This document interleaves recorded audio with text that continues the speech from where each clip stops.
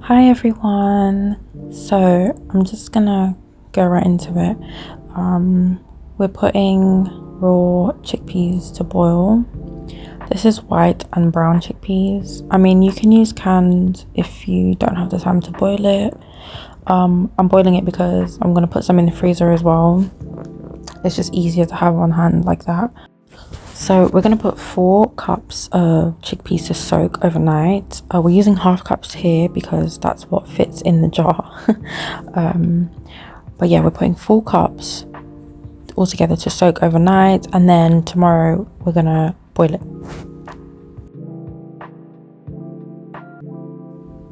So you want to get your salt, your pot ready, whatever pot you're going to use to boil it. We're boiling quite a lot. So here's the next day, adding my salt to the pot, and I'm just going to turn that on to boil, and it's just going to boil. I don't know how exactly long for, but it's going to boil until the chickpeas are cooked. I'm going to keep checking it about every 20 minutes, 25 minutes. So guys, this is the prep for the curry. I've got some green seasoning, some pepper sauce there in the bowl. This is my curry powder. This is Guyanese curry powder mixed with a little bit of chief curry powder.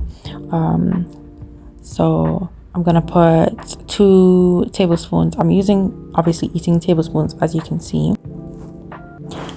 So yeah, go on and put your curry in the bowl, and we're gonna add some water to that and mix it up. Make a nice paste. You can make it thick if you want. I don't like mine too thick. It's just the right consistency that's gonna go in the oil.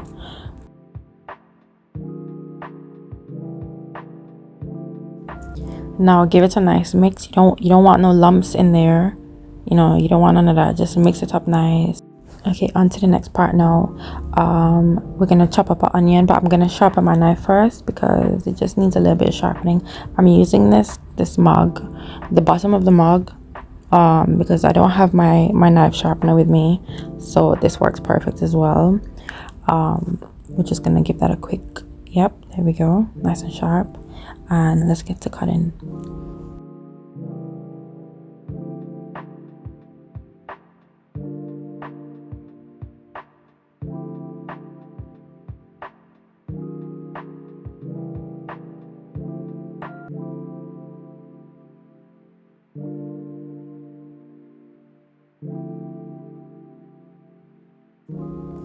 This is how I like to slice my onion. I just slice it up because it's quicker.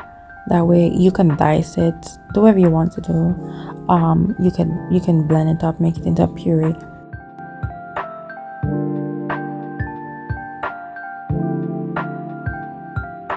Now that we finished chopping, add some olive oil. I'm putting olive oil in my pot. Heat it up a little bit. Now add your curry paste. Look how good that looks. Like, I just love the way this looks. So give it a nice stir. Don't put it on a high heat. Keep it on a nice medium level heat. You're just gonna want to cook that in the oil until it gets a slight darker color. You're gonna see in a couple of seconds you're gonna see the next part. It's gonna be nice and dark, not burnt, but nice and dark. So as you can see here, yes, this is exactly what you want. It's looking really good. I could smell this. Now add your onions. This is how I like to do my curry sometimes. You can even fry onions with the curry paste. Put in the onions first, or do it this way. It really just doesn't matter. Sometimes I blend the onions with the curry paste and the garlic and make it a nice paste. So now we're gonna add our potatoes and the jackfruit into the curry. Here we go. Give it a nice stir. Mix that up good.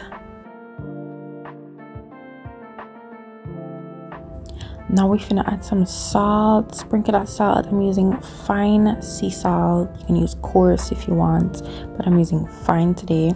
This is my Channa. My Channa just done boil, the brown and white Channa. Go and put your Channa in there. Mix it up. Stir it up well nice. Incorporate all the curry. I'm adding my water. I use the same bowl that my curry paste was in because I don't want to waste nothing.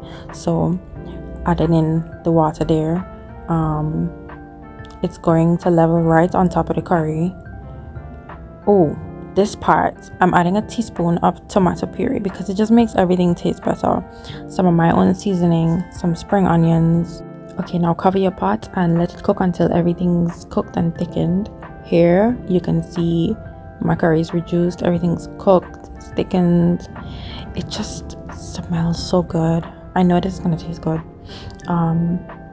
You can also add coconut milk to this if you want. That's optional. Sometimes I do like to put coconut in it. Depends on what I'm feeling for, but it really does make it taste good as well. Either ways, you're gonna have nice curry.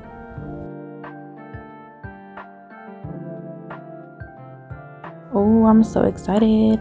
Okay, so next we're gonna cook some rice and some quinoa. I'm doing 2 cups each, so go and put your rice in the pot. I'm using half cup here because I think I said previously that's the only one that fits in my jar. So put two full cups of that in the pot, and then do the same with the quinoa. If you don't have quinoa, you don't need to use it. If you want to try it for the first time, go ahead and try it. It really does make everything extra special. Now I know some people can't cook rice, so this part is for you guys that can't cook rice or quinoa. So that when you put your rice and quinoa in there, go and add some water to the pot, just like halfway, and put it to boil. So now you're gonna see there's some froth at the top. This is where you take it off the stove and you strain it and rinse it out and put it back in the pot. Now we're gonna add some fresh water, and it's gonna go right, like level it right to the top of the rice. Gonna add some butter. I'm using some plant-based butter. We'll use whichever butter you have. Put a little bit of salt and just mix everything in, and then you're gonna cover it and cook it on medium to high heat. Okay, we're gonna come back to our rice here. Okay, there's still a little bit of water, so just give it a quick mix and cover it back and let it cook. You want to put it on a low heat and let it cook, let it steam through. Now let's see our rice. Yes, it's fluffy, it's cooked, the quinoa is cooked, everything is just and now look at this curry. Oh my god. Okay, let's go and eat. I'm hungry. I hope you guys enjoyed this video. I hope it was really easy to follow. Please like and comment, and see you in the next one. Bye.